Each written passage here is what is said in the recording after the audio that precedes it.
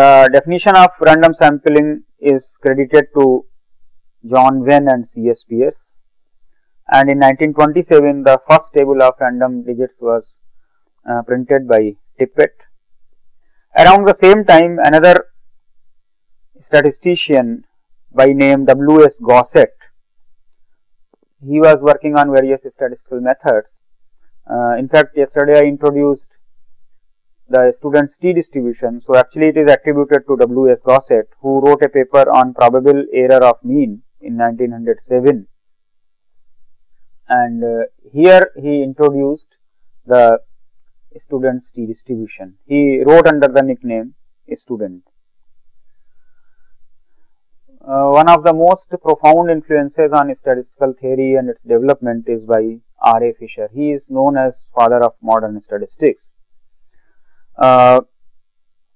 He joined Rothamsted Experimental Station in the year 1919, and he worked for several years in this experimental station, and there they conducted experiments in agriculture. And through his experiments he started developing the basic theory of statistics called Foundations of Statistical Inference, and his papers became very famous. In the year 1922 he gave almost all the elementary concepts of estimation that we study today. For example, the concept of maximum likelihood estimation, the concept of unbiased estimation. In 1923 he introduced the topic analysis of variance, which led to the designs of experiments. In the meantime, Polish mathematician Jerzy Neyman and E.S. Pearson, who was son of the earlier mentioned Karl Pearson, they started developing the theory of testing of hypothesis from 1926 onwards. So, they published a series of papers where they gave the so called Neyman-Pearson lemma and its applications for testing various kinds of hypotheses. Around the same time, R.A. Fisher has given his theory of likelihood ratio tests. Fisher and Neyman are credited with giving confidence intervals. Around the same time, Neyman gave the development of stratified random sampling, etc.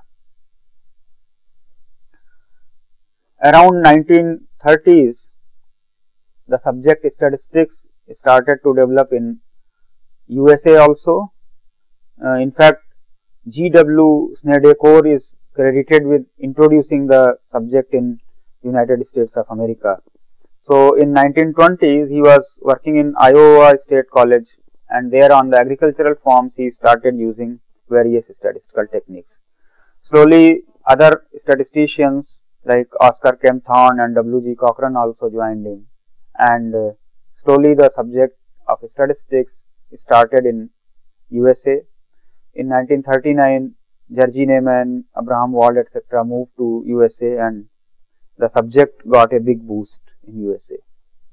Meanwhile, in the erstwhile USSR or Russia, A.N. Kolmogorov and many of his associates, they developed the rigorous theory of probability and stochastic processes. In fact, the modern probability theory as we study today is based on the foundations of Kolmogorov's axiomatic definition.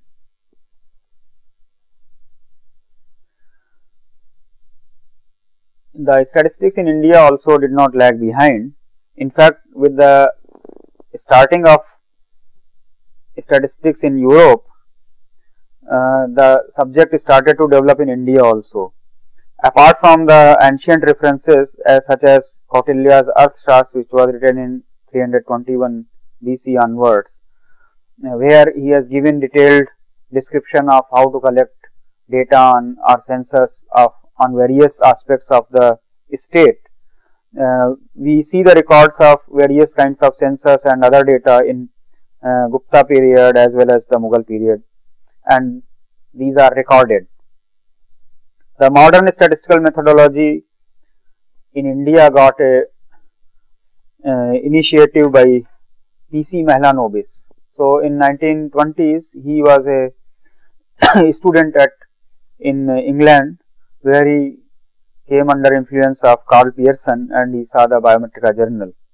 After coming back to India, he started to regularly use the statistical tools for various kind of studies. He was first one to understand the importance of the subject statistics, and therefore with his efforts he initiated Indian Statistical Institute in 1931, the prominent journal 1933, and he collected a group of very talented people around him who later on contributed greatly to various aspects of statistical methodology. People such as R.C. Bose, who made great contributions to the subject of designs of experiment, S.N. Roy, C.R. Rao, who contributed greatly to multivariate analysis, designs of experiments, linear models, etc. And therefore, Indians are not lagging behind in the development of statistics. With the efforts of Mahalanobis, Central Statistical Organization was established in 1951 by the Government of India to collect the data on various aspects of the state. In 1950, National Sample Survey Organization was established to collect data on various socio-economic aspects of the life.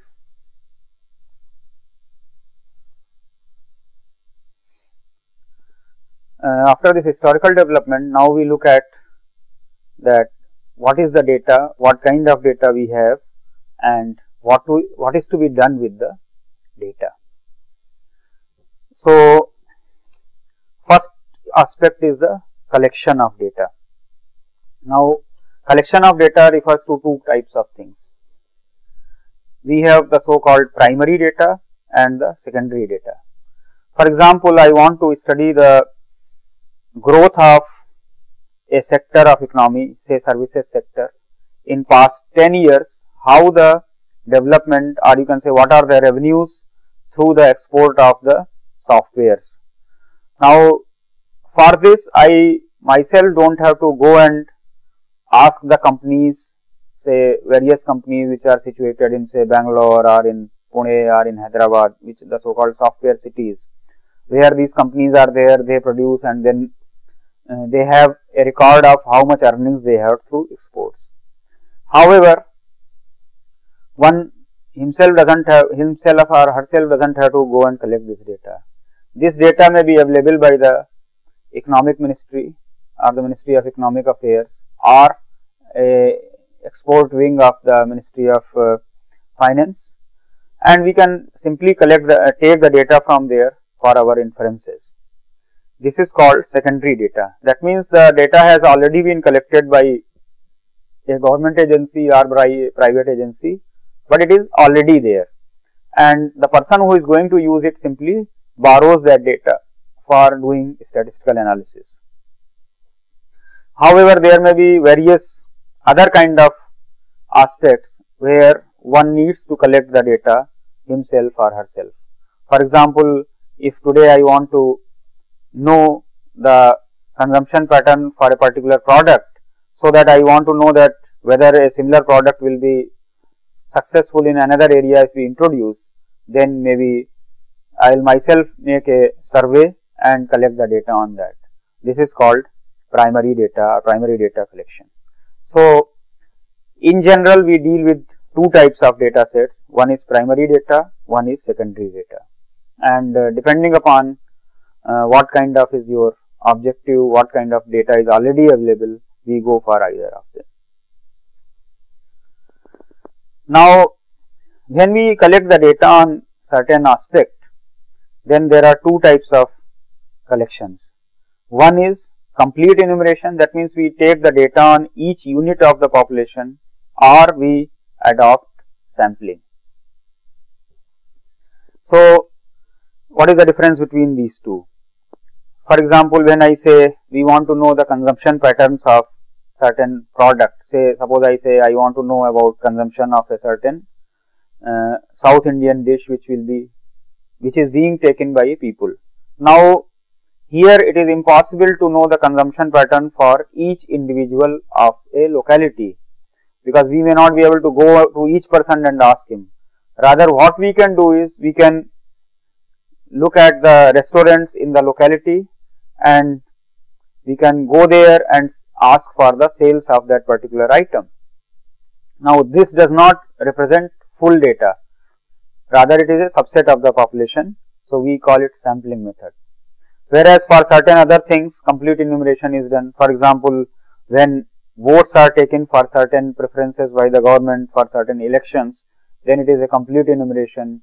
The government carries out census every 10 years, which gives the data on each individual of the entire country's population and various aspects of those people. For example, what are their incomes, what are their ages, and various other kind of information. So, what happens that in depending upon the kind of study that we are having, we will go for either complete enumeration or for sampling. By sampling, we mean that we take only a subset of the population. Now, in most of the practical studies, it is not possible to look at the complete enumeration, because complete enumeration may be too time consuming, too lengthy, and it may not fulfill the objectives because of the inaccuracy coming into, because of the implying of a large number of personnel and also the time taken for the complete enumeration. So, in most of the cases, it is a very practical thing to take a sample, or you can say a representative sample of the population, and draw the conclusions based on that sample. Now, the sampling methodologies are also of two types. One is a subjective or purposive or judgmental sampling. For example, I can take a set of people and get their responses on a certain opinion. We may take their opinion for a certain thing, and to suit our needs. For example, if we have introduced a new legislation, and now I want to know that how many people are happy with it. So, if I have the target group and such that they are happy with this one, we will take only their opinion. So, this type of sampling method is called subjective or purposive or judgmental, and it is not having any statistical base. It is used for certain purpose by various organizations, people, politicians, or any other type of people who want to get certain response based on their preferences. And second aspect is random sampling, where we take a sample which represents the whole population. That means each unit of the population has a certain probability of getting selected in the sample. So, in statistics we are concerned with random sampling. So, now if we have a data, whether it is through complete enumeration or through sampling, we need to analyze it. Now, before analysis, we have to firstly make a presentation of the data to make it suitable for statistical analysis. The first job of a statistician when he gets the data is to scrutinize the data, that is for possible inaccuracies which are too glaring.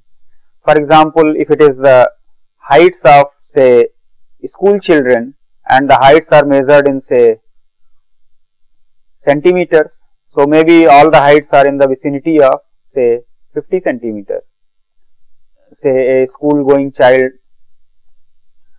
in a primary school, and there is an entry which shows say 50 or say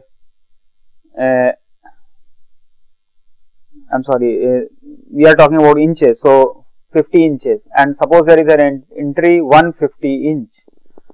Now, what does 150 inch represent? It means a person who is of more than 12 feet height. So, obviously a school child cannot have this height. So, it will show an inaccuracy.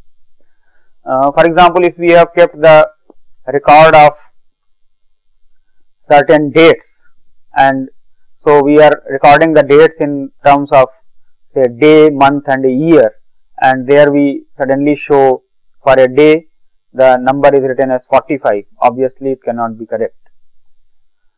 So, first of all, a statistician's job is to see the data carefully and point out actual, or you can say glaring inaccuracies which may be made due to wrongly typing or inputting the data, or various kind of things may be there, and come to and analyze that why this error is there. So, if it is a genuine error, it should be removed, or it may still be accurate. For example, in a set of students whose heights are in the vicinity of say 70 inches, and there is a person with height 80 inch, then maybe there is a genuine person who is very tall.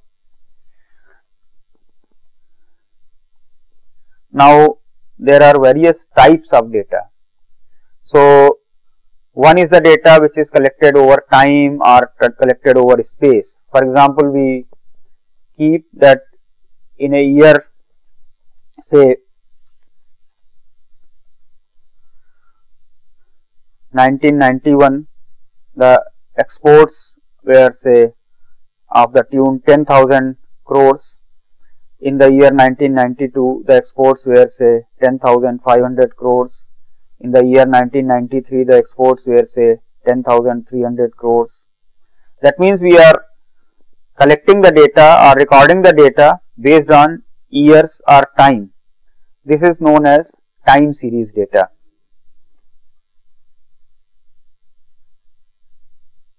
Another data of the similar nature is collected by area or space. For example, what is the population in the year say 2010 in countries. For example, what is the population in USA, what is the population in India, what is the population in Russia, what is the population in China, etc. So, this data which is collected according to the space, it is known as spatial data.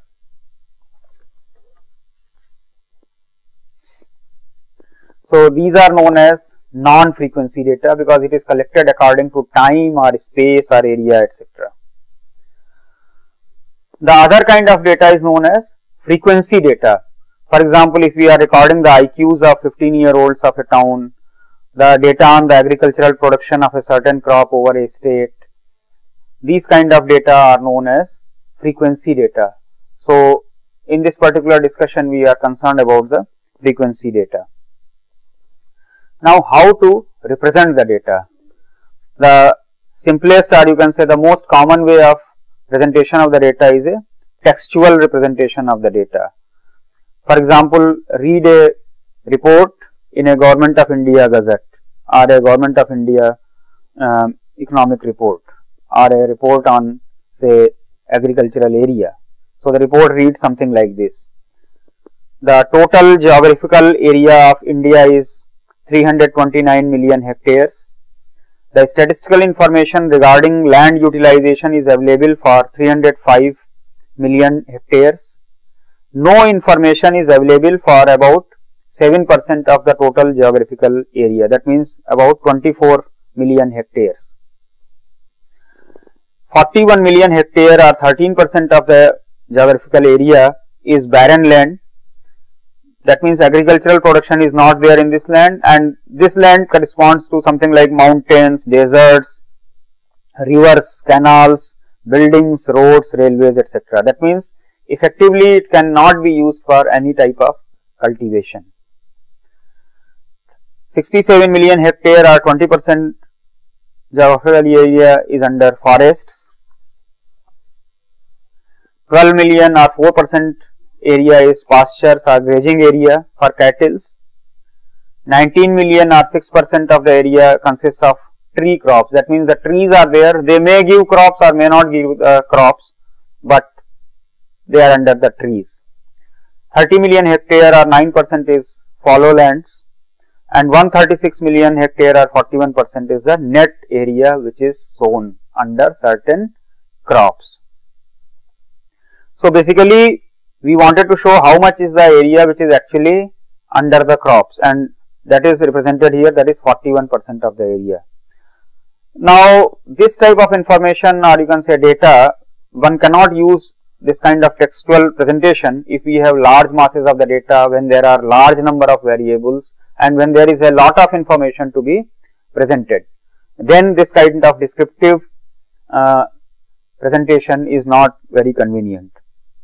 Of course, this is usually presented in the official reports or the presentations for the management, when the management tells to the company or to the shareholders what are the things. They simply give a textual report. The disadvantages, apart from that one cannot draw too much information, is all. Another drawback is also that one may give a selected or selective information to the persons. From the actual data there may be a lot of information, but the management may present only what is favorable, and they may hide certain facts which may not be very nice to know or nice to tell. So, the most popular form of presentation of the data is the tabular representation. So, in a table, so for example, we may say that the persons with, see, there may be certain farms which have agricultural production of a certain capacity. So, suppose the number is 15. Certain other agricultural farms, they have production between certain thing to certain thing, such number is say 300, and certain higher income, or you can say high productive fields, suppose there are 10 in number. So, a routine kind of table may look like this, which tells something about the values and the frequencies corresponding to that. We will see about these things more later on. One of the most popular forms of representation of the data is diagrammatic representation, where we make use of certain diagram to effectively tell the situation about that particular data. This type of presentation is extremely useful when you are making presentation in front of an audience, and through visual presentation they can immediately make out the change, or you can say various kind of information that can be drawn from the data. For example, we are looking at the volume of exports year wise from 1985 onwards up to year 1994. The volume of the exports in the in crores, and we are presenting using a line diagram. So, in 1985 the export was to the tune of say 12,000 crores. In the year 86 it became a little less, say 11,000 crores. In the year 1807 it became again to the tune of say 12,500 crores. In the year say 90 it became to the tune of say 30,000 crores. In the year 93 say it became to the tune of 50,000 crores. In the year 94 it became slightly less than that. Now, this gives a extremely clear position of the volume of the exports year wise, and you can clearly see a pattern that from the year 1986 to 93 there is clearly an increasing trend. One may even say that what kind of trend it is slightly parabolic, or you can say quadratic increase in the volume of the exports, and from 93 to 94 there is again a drop, and the government may try to analyze that why there is a drop. So, this line diagrams for the time data or for the spatial data give a very nice way of presenting, and one can easily compare the things. A similar kind of representation is by bar diagrams.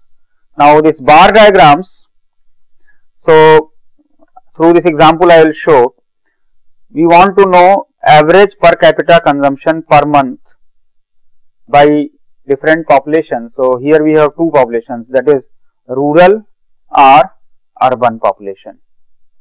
So, what is the per capita consumption? We want to have a comparative study for various cereals, say rice, wheat, jowar, bajra or maize.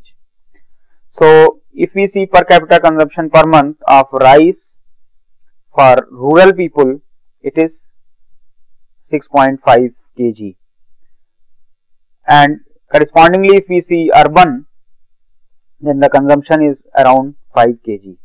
So this tells clearly that the rice consumption by rural people is per capita is slightly more than the urban people. Similarly, if you see wheat consumption, you find that the urban per capita consumption is slightly higher than the rural per capita consumption.